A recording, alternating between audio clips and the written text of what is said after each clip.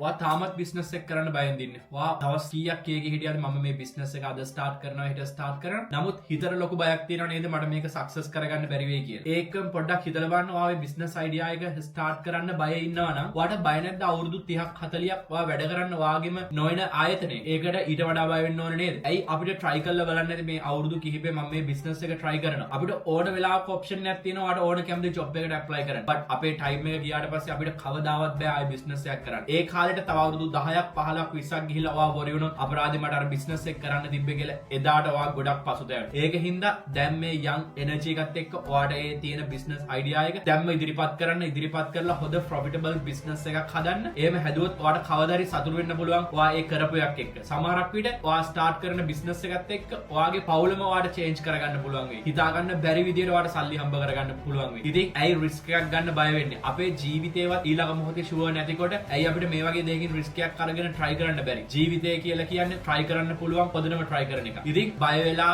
පස්ස ගහලා කිසිම දෙයකට ඉන්න එපා. එනම ඔයාගේ බිස්නස් එක අදම පටන් ගන්න. ජය වේවා.